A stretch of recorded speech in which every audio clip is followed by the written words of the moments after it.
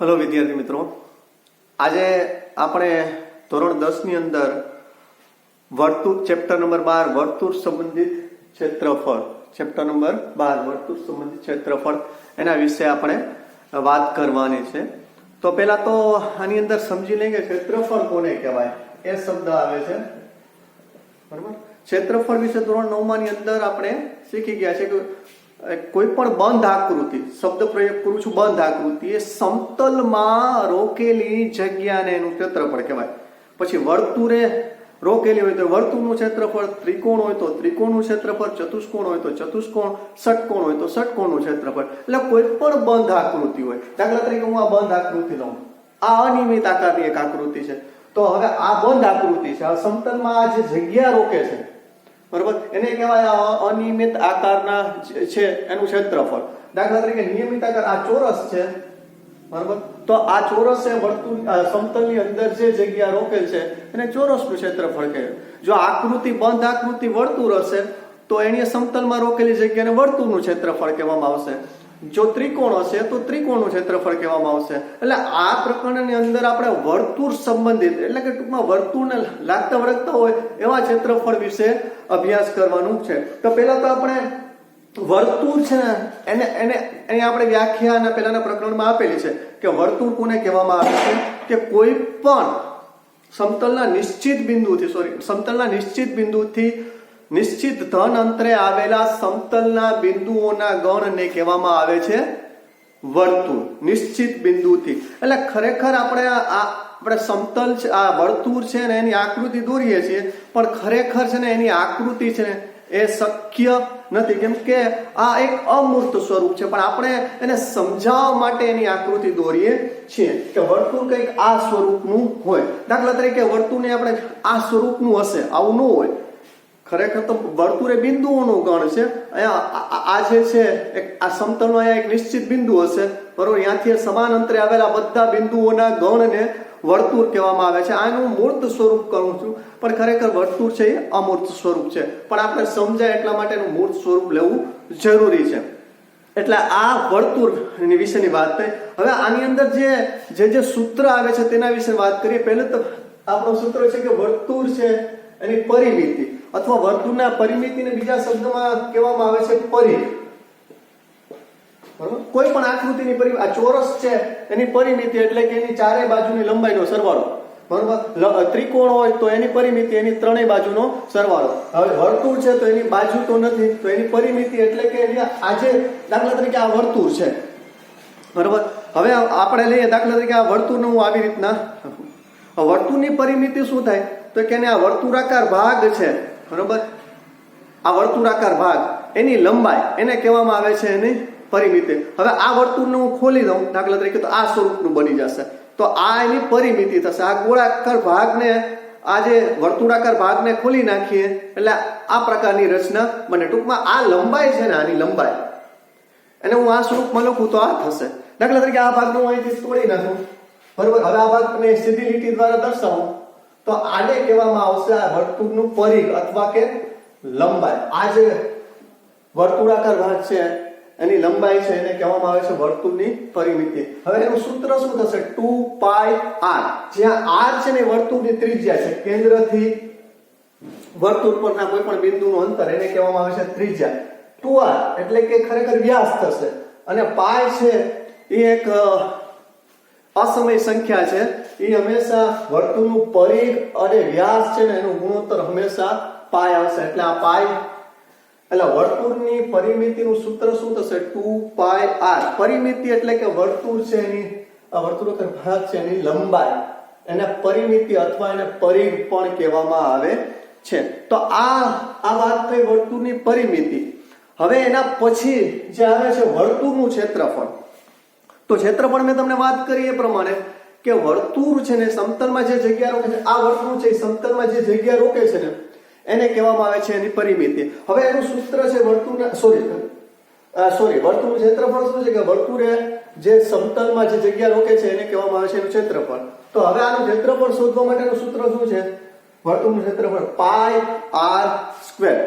હવે જો કે આની સાબિતી આપણે ધોરણ 9 ની અંદર નથી, 10માં પણ નથી। આગળના ધોરણમાં જશો તો એની 11, 12 સાયન્સની અંદર તેની સાબિતી આપેલી છે, પણ આપણે પ્રેક્ટિકલી એની સાબિતી આપીએ તો કેવી રીતના સાબિતી કોઈ જરૂર નથી, પણ તમને સમજાય એટલા માટે હું આપું છું. દાખલા તરીકે આ વર્તુળનો હું 8 ભાગ કરી નાખું છું. આ 1 ભાગ, 2, 3, આ 1, 2, 3, 4, 5, 6, 7 અને 8 સરખા ભાગ મેં કરી નાખ્યા. બરોબર. હવે આ 8 ભાગ મેં આ વર્તુળના કરી નાખ્યા. હવે હું એને આ કાઢીને એને ગોઠવી નાખું. દાખલા તરીકે આ 1 ભાગ થયો, આ બીજો ભાગ, ત્રીજો ભાગ, ચોથો ભાગ, 1, 2, 3, 4. બરોબર. આ 4 ભાગને મેં આવી રીતના ગોઠવી નાખ્યા. હવે 5, 6, 7 હું આવી રીતના ગોઠવું. આ 5, આ 6, આ 7 અને આ 8. બરોબર. હવે આ ભાગ મેં 8 કર્યા. જો હું વર્તુળના ભાગ 8 કરતા વધારે, દાખલા તરીકે 16 કરું સરખા ભાગ, તો આ આકૃતિ હજી ટૂંકમાં આ પ્રકારની આવશે. આ જે વક્ર છે ને ધીરે ધીરે જેમ વધારે ભાગ લેતા જશો ને એમ આ વક્ર છે ધીરે ધીરે ઘટતું જશે અને સાવ ટેન્સ ટુ 0 અને જે એટલા ભાગ કરી નાખશો ને ત્યારે આ આકૃતિ છે ને જે વર્તુળની એ લંબચોરસ પ્રકારની બની જશે. અને લંબચોરસનું ક્ષેત્રફળ આપણે જાણીએ છીએ કે લંબાઈ ગુણ્યા પહોળાઈ. દાખલા તરીકે હું અહીંયા બતાવી દઉં લંબચોરસ. બરોબર. લંબચોરસનું ક્ષેત્રફળ શું છે કે લંબાઈ ગુણ્યા પહોળાઈ. તો લંબાઈ આ લંબાઈ થશે, આ પહોળાઈ. બરોબર. હવે આની લંબાઈ જોઈએ તો આ ભાગ છે 1, 2, 3, 4 અહીંથી અહીં સુધી, તો આ થશે અર્ધ પરિમિતિ. પરિમિતિ 2πr, અર્ધ એના ભાગ્યા 2, એટલે આ લંબાઈ શું થશે એની πr. અચ્છા, આ શું છે ત્રિજ્યા. જો આ ભાગ છે બધું ત્રિજ્યામાં આવે તો આ ધીરે ધીરે આવશે એટલે આ r. હવે લંબચોરસનું ક્ષેત્રફળ શું છે લંબાઈ ગુણ્યા પહોળાઈ એટલે πr ગુણ્યા r એટલે πr સ્ક્વેર. આ ટૂંકમાં એની સાબિતી આપણે કહી શકાય કે આવી રીતના આપણે એને સાબિત કરી શકીએ, પણ આપણે એની સાબિતીની કોઈ જરૂરિયાત નથી. એટલે વર્તુળ છે એનું ક્ષેત્રફળનું સૂત્ર શું થશે πr સ્ક્વેર. એ વર્તુળના ક્ષેત્રફળનું સૂત્ર થશે. બરોબર. આગળ આપણે જે દાખલાની અંદર ઉપયોગી થશે જે સૂત્ર એનો આપણે આગળ અભ્યાસ કરશું. હવે આગળ એમાં વધીએ. ચલો હવે આપણે અર્ધવર્તુળનું ક્ષેત્રફળ જોઈએ. આ વર્તુળ છે એમાં કોઈ એક વ્યાસ દોરો. એ વ્યાસ દોરીએ એટલે વર્તુળના 2 ભાગ થાય, એક ઉપરનો ભાગ એક નીચેનો ભાગ. એવું જરૂર નથી કે ઉપર સાઈડમાં પણ વ્યાસ આમ પણ દોરી શકીએ. એટલે 2 ભાગ બને વર્તુળના. એ દરેક ભાગને કહેવામાં આવે છે અર્ધવર્તુળ. હવે એનું ક્ષેત્રફળ એટલે કે અર્ધવર્તુળ આને બંધ કરી દો તો અર્ધવર્તુળ દ્વારા જે રોકાયેલી જગ્યા છે એને કહેવામાં આવે છે અર્ધવર્તુળનું ક્ષેત્રફળ. એટલે વર્તુળનું ક્ષેત્રફળ આપણે જોયું તો πr સ્ક્વેર છે. બરોબર. આ વર્તુળનું ક્ષેત્રફળ છે તો અર્ધવર્તુળ એના કરતા અડધું એટલે πr સ્ક્વેર ના છેદમાં 2 એટલે અર્ધવર્તુળનું ક્ષેત્રફળ શું થશે πr સ્ક્વેર, πr નો વર્ગ એના છેદમાં 2. આ અર્ધવર્તુળનું ક્ષેત્રફળ થશે. દાખલા તરીકે આ વર્તુળ છે. બરોબર. આ વર્તુળ છે, આનું ક્ષેત્રફળ πr સ્ક્વેર છે. હવે હું અહીંયા અર્ધવર્તુળ લઈ લઉં એટલે આને આવી રીતના કરી નાખું તો આ અર્ધવર્તુળ થઈ જશે. તો આનું ક્ષેત્રફળ શું થશે કે πr સ્ક્વેર ના છેદમાં 2 થઈ જશે. બરોબર. હવે આના હું 4 સરખા ભાગ કરું એટલે આ દરેક ભાગ છે ને આને કહેવામાં આવશે અર્ધવર્તુળ. હવે મેં આને 4 સરખા ભાગ કર્યા એટલે આવી રીતના બનશે. બરોબર. તો આને કહેવામાં આવશે વર્તુળનું ચતુર્થાંશ. આને શું કહેવામાં આવે વર્તુળ છે એનું ચતુર્થાંશ કહેવામાં આવશે. અને વર્તુળના ચતુર્થાંશનું ક્ષેત્રફળ શું થશે તો કે πr વર્ગના છેદમાં 4. અને ક્ષેત્રફળનું સૂત્ર શું થશે πr વર્ગના છેદમાં 4. એ વર્તુળના ચતુર્થાંશ, આ વર્તુળનો ચતુર્થાંશ એનું ક્ષેત્રફળનું સૂત્ર શું થશે આ પ્રકારનો આકાર હોય તો વર્તુળનું ચતુર્થાંશ કહેવામાં આવશે. એના ક્ષેત્રફળનું સૂત્ર તો શું થશે πr વર્ગના છેદમાં 4. આ થશે અર્ધવર્તુળ. તો અર્ધવર્તુળના ક્ષેત્રફળનું સૂત્ર એ શું થશે તો કે πr વર્ગના છેદમાં 2. એ અર્ધવર્તુળનું ક્ષેત્રફળનું સૂત્ર. અને આ થશે આખું લઈએ તો આ વર્તુળ અને વર્તુળના ક્ષેત્રફળનું સૂત્ર શું થશે πr વર્ગ. એટલે આ બધા આપણે સૂત્ર ક્યાંક ને ક્યાંક આગળ ઉપયોગ આવશે. હવે આગળના સૂત્ર તરફ વધીએ. હવે એના પછીનું સૂત્ર છે કંકણાકારનું ક્ષેત્રફળ. પહેલા તો કંકણાકાર કોને કહેવાય ને તે વિશે સમજીને. દાખલા તરીકે આ વર્તુળ છે એક. બરાબર. 2 વર્તુળ હોય, સમકેન્દ્રી વર્તુળ. સમકેન્દ્રી વર્તુળ કોને કહેવામાં આવે છે કે સમાન કેન્દ્ર અને ભિન્ન ત્રિજ્યા. એટલે જેની ત્રિજ્યાઓ અલગ અલગ હોય, કેન્દ્ર સમાન હોય તો જો આનું કેન્દ્ર અહીંયા લઈ લો તો આ O કેન્દ્ર છે, R1 ત્રિજ્યાવાળું વર્તુળ મોટું વર્તુળ થશે, O કેન્દ્ર અને R2 ત્રિજ્યાવાળું વર્તુળ એની અંદર નાનું વર્તુળ થશે. તો આ બે વર્તુળ છે ને સમકેન્દ્રીય વર્તુળ કહેવામાં આવે છે. તો આ સમકેન્દ્રીય વર્તુળ છે ને એની અંદર હવે આ કંકણાકારનું ક્ષેત્રફળ એટલે શું? આ જે ભાગ એક વર્તુળ મોટા વર્તુળની અંદર નાના વર્તુળને તમે અંદર બે સમકેન્દ્રીય વર્તુળ હોય તો આ મોટા ભાગ વર્તુળની અંદર આ ભાગ છે ને એ તમે જોશો એ દેખાય છે તમને. તો એ ભાગને કહેવામાં આવે છે કંકણાકાર. એ આકારને શું કહેવામાં આવશે? કંકણાકાર. એનું ક્ષેત્રફળ શોધવાનું સૂત્ર આપણે ડાયરેક્ટ એનું સૂત્ર મેળવી શકીએ. દાખલા તરીકે આ એક વર્તુળ છે, બરોબર? અહીંયા યલો વર્તુળ છે, એની ત્રિજ્યા R1 છે. તો આપણે આના પહેલા સૂત્ર જોઈ ગયા છે કે એનું R1 ત્રિજ્યા હોય તો એનું ક્ષેત્રફળ શું થશે? R1 square. એટલે આ મોટા વર્તુળનું ક્ષેત્રફળ. હવે જો અહીંયા બે સમકેન્દ્રીય વર્તુળ મેં આ બાજુ રેખા છે, જો એક યલો છે, બરોબર? આ યલો મોટો વર્તુળ, એની અંદર નાનું વર્તુળ આ ગુલાબી રંગનું છે, તે બે સમકેન્દ્રીય છે. હવે જે તમને જે આ પીળા યલો રંગનો જે ભાગ દેખાય છે ને, પીળા રંગનો ભાગ એ છે એને એ આકારને કહેવામાં આવે છે કંકણાકાર. હવે એનું ક્ષેત્રફળ શોધવું છે તો એનું ક્ષેત્રફળ ક્યારે મળશે? તો તમે આખા પીળા વર્તુળનું ક્ષેત્રફળ મેળવી લો, એમાંથી આ ગુલાબી વર્તુળ છે એનું ક્ષેત્રફળ બાદ કરો એટલે આ કંકણાકાર ક્ષેત્રફળ મળી જશે, કંકણાકારનું. તો હવે પીળાનું ક્ષેત્રફળ એની ત્રિજ્યા R1 છે, પીળા છે વર્તુળ છે એની ત્રિજ્યા R1 છે, તો એનું ક્ષેત્રફળ શું થશે? πr². અને આ જે ગુલાબી દેખાય છે એની ત્રિજ્યા R2 છે, તો એનું ક્ષેત્રફળ શું થશે? πr². બરોબર? એટલે આ પીળાના ક્ષેત્રફળમાંથી ગુલાબીનું ક્ષેત્રફળ બાદ કરો એટલે આ કંકણાકારનું ક્ષેત્રફળ મળી જશે. આ બેમાં કોમન શું છે? તો કે પાય, એટલે કૌંસની અંદર R1 નો વર્ગ ઓછા R2 નો વર્ગ. જ્યાં R1 શું થશે? બે સમકેન્દ્રીય વર્તુળ પૈકી જે મોટા વર્તુળની ત્રિજ્યાને આપણે R1 કહીએ છીએ, નાના વર્તુળની ત્રિજ્યાને R2 કહીએ છીએ. તો નાના R1 ના વર્ગમાંથી R2 નો વર્ગ બાદ કરો ને એને પાય સાથે ગુણાકાર કરો તો એ કોનું ક્ષેત્રફળ મળશે?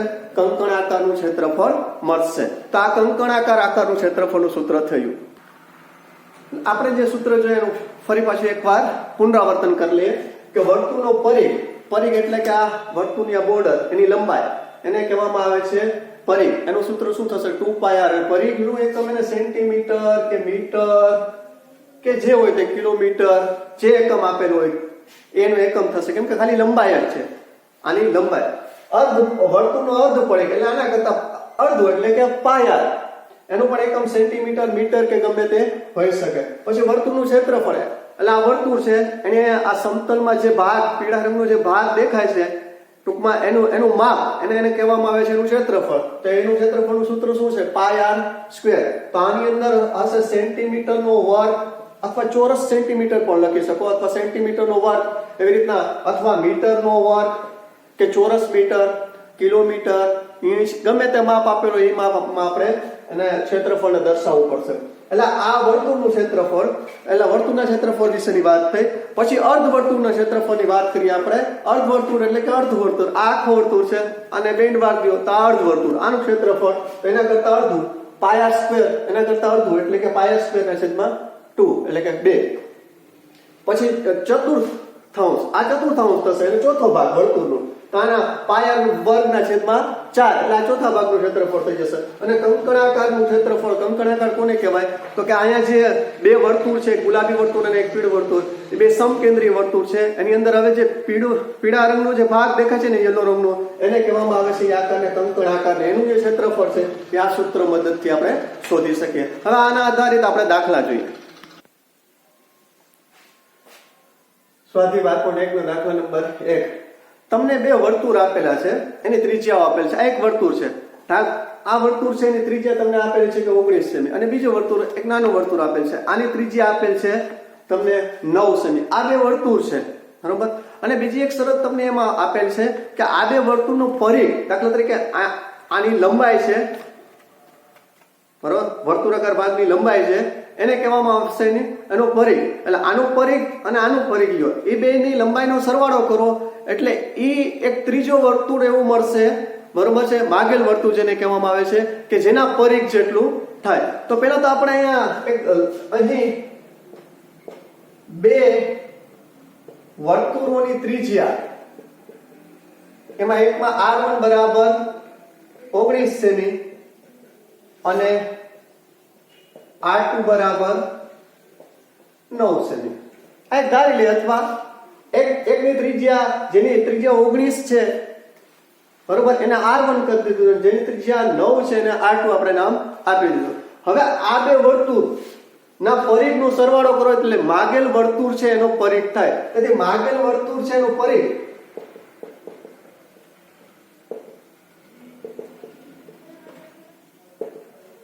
આપણે આ માગેલ વર્તુળ છે એના પરિઘની ત્રિજ્યા શોધવાની છે. તો આ માગેલ વર્તુળનો પરિઘ ઈ શું થશે? તો કે આ વર્તુળનું પરિઘ એટલે ઈ શું થશે? 2πr. વર્તુળના પરિઘનું સૂત્ર શું છે? 2πr. પણ આની ત્રિજ્યા r1 છે એટલે 2πr1 વત્તા આ બીજા વર્તુળનું પરિઘ એટલે આનું પરિઘ શું થશે? તો કે પરિઘ માટે સૂત્ર 2πr પણ આની ત્રિજ્યા r2 છે એટલે 2πr2. હવે આ બંનેમાં જો કોમન સમાન કોણ છે એટલે કે 2π અને સામાન્ય લઈ ગયો એટલે કૌંસની અંદર અહીંયા r1 રહે અને અહીંયા વત્તા r2. 2π કિંમત મૂકી દઈએ બરોબર, કિંમત મૂકી દઈએ એટલે r1 ની કિંમત શું છે જુઓ 19 વત્તા r2 ની કિંમત તો કે 9.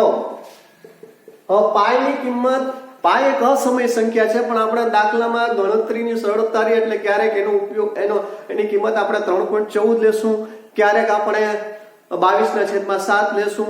જેવી જરૂરિયાત હશે એ પ્રમાણે આપણે એની કિંમત લેશું. ખરેખર આ બે સંખ્યા સમય છે પણ પાઈની કિંમત આ ન હોય પણ આપણે અનુકૂળતા રહીએ એટલા માટે આ કિંમત લેશું. એટલે હવે આપણે આમાં જોઈએ 2π, પાઈની કિંમત શું થશે? 22/7.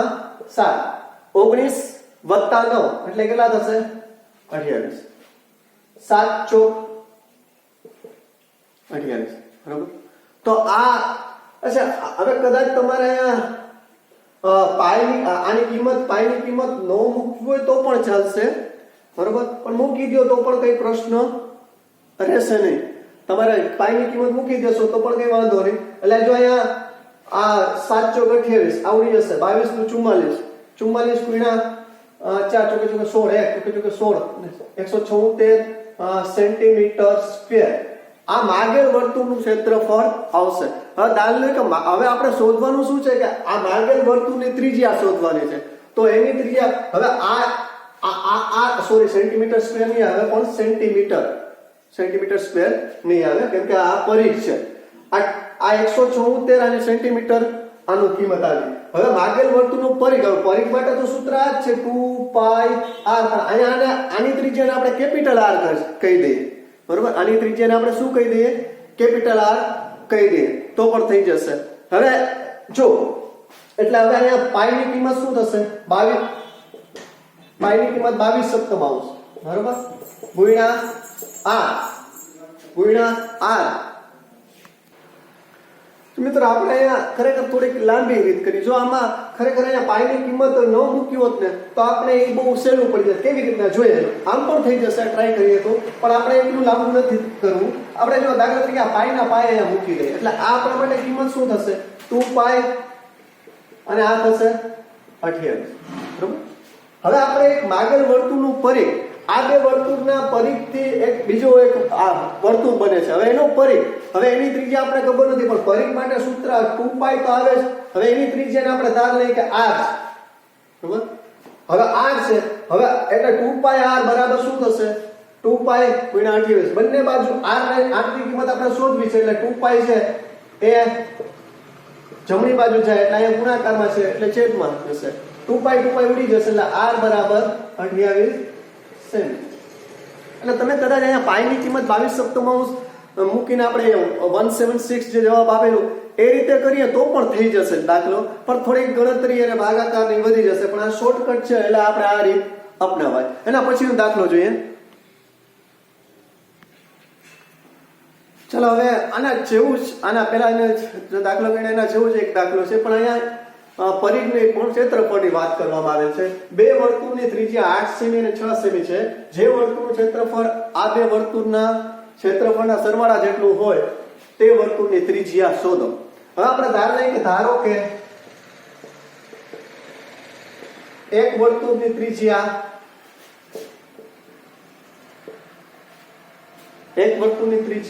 r1 બરાબર 8 સેમી તથા બીજા વર્તુળની ત્રિજ્યા r2 બરાબર 6 સેમી. આ બંને વર્તુળોના ક્ષેત્રફળના સરવાળાથી બનતા ત્રીજા વર્તુળની ત્રિજ્યા r છે. આપણે આને શોધવાને છે, બરાબર? તો આની ત્રિજ્યા r1 8 સેમી, r2 6 સેમી, આ બે વર્તુળ છે, એના ક્ષેત્રફળનો સરવાળો કરો એટલે ત્રીજો વર્તુળ મળે, પણ એની ત્રિજ્યા શું છે? r2. r capital R. તો હવે આપણે r ની કિંમત શોધવાની છે. એટલે r ત્રિજ્યા હોય એવા વર્તુળનું ક્ષેત્રફળનું સૂત્ર, એટલે વર્તુળના ક્ષેત્રફળનું સૂત્ર શું થશે? પાઈ r નો વર્ગ. પણ આ r ત્રિજ્યા વાળા વર્તુળનું ક્ષેત્રફળનું સૂત્ર છે, પણ એ કોના જેટલું છે? તો કે ઓલા બે વર્તુળના ત્રિજ્યા ક્ષેત્રફળના સરવાળા જેટલું. તો r1 છે એનું ક્ષેત્રફળ શું થશે? r1 ત્રિજ્યા વાળા વર્તુળનું ક્ષેત્રફળ, તો કે પાઈ r1 નો વર્ગ વત્તા આનું, તો કે પાઈ r2 નો વર્ગ. r2 ત્રિજ્યા છે તો એનું ક્ષેત્રફળ પાઈ r2 નો વર્ગ. હવે આમાં કિંમત મૂકી દઈએ, પાઈ r વર્ગ એમને એમ રાખીએ. આમાં સામાન્ય શું નીકળશે? પાઈ અહીંયા r1 નો વર્ગ વત્તા r2 નો વર્ગ, r1 square plus r2 square. બંને જગ્યાએ શું દૂર થશે? પાઈ દૂર થશે. એટલે r square capital R square બરાબર શું થશે? r1 square r2 square. હવે કિંમત મૂકી દઈએ. r1 ની કિંમત જુઓ 8 નો વર્ગ અને અહીંયા 6 નો વર્ગ. 8 નો વર્ગ 64, 6 નો વર્ગ 36, એટલે r નો વર્ગ. હવે r સ્ક્વેર, તેથી r સ્ક્વેર બરાબર શું થશે? 64 વત્તા 36 એટલે 100. આપણે કિંમત શેની શોધવાની છે? r ની. એટલે બંને બાજુ વર્ગમૂળ લો, એટલે r વર્ગ નો વર્ગમૂળ એટલે r અને 100 નું વર્ગમૂળ એટલે 10, એટલે 10 સેમી. ટૂંકમાં આ 8 સેમી ત્રિજ્યા વાળા વર્તુળ અને 6 સેમી ત્રિજ્યા વાળા વર્તુળના ક્ષેત્રફળનો સરવાળો કરો અને બીજું એક વર્તુળ બનાવો એના એટલા જ ક્ષેત્રફળનું, તો એ વર્તુળની ત્રિજ્યા કેટલી થશે? 10 સેમી થાય. એના પછી આગળ વધીએ. ચલો હવે એના પછી આગળના દાખલા તરફ વધીએ. કોવિડના કારણે ઘણા બધા દાખલાઓ છે રદ કરેલા છે, એ ગણાવતો નથી, એટલે આગળનો દાખલો, દાખલા નંબર 5. જો વર્તુળની પરિમિતિ અને ક્ષેત્રફળ સમાન સંખ્યામાં હોય, બરોબર? આ દાખલા તરીકે વર્તુળ છે, એની પરિમિતિ એટલે કે આ, બરોબર? એટલે આ વર્તુળની પરિમિતિ અથવા જેને કહેવામાં આવે છે આપણે વર્તુળને પરિઘ કહેવામાં આવે છે, બરોબર? વર્તુળની પરિમિતિ અને વર્તુળનું ક્ષેત્રફળ, આ વર્તુળ દ્વારા સમતલની જે જગ્યા રોકે છે ને, આ બધી આ જગ્યા, એને કહેવામાં આવશે વર્તુળનું ક્ષેત્રફળ. સમતલમાં જે જગ્યા રોકવામાં આવે એને કહેવામાં આવશે, આ વર્તુળ જે જગ્યા રોકે છે ને અંતર ભાગમાં, એને કહેવામાં આવશે એનું ક્ષેત્રફળ. તો વર્તુળનું ક્ષેત્રફળ એ બે કેવા છે? એ બે જે સંખ્યા મળે વર્તુળનું ક્ષેત્રફળની કઈક હશે એ સંખ્યા અને આ વર્તુળની પરિમિતિ એ બે સમાન છે. એનો અર્થ શું છે કે વર્તુળની પરિમિતિ એટલે કે 2 પાઈ r એ સમાન હોય અને વર્તુળનું ક્ષેત્રફળનું સૂત્ર તો કે પાઈ r સ્ક્વેર સમાન હોય. કેમ કે એક જ વર્તુળમાં છે એટલે આ r બે પણ સમાન જ થશે, એટલે આવી રીતના થશે. હવે આપણે બંને જગ્યાએ જોઈએ તો કદાચ અહીંથી પાઈ r ડાબી બાજુ લઈ લઉં, ચાલો.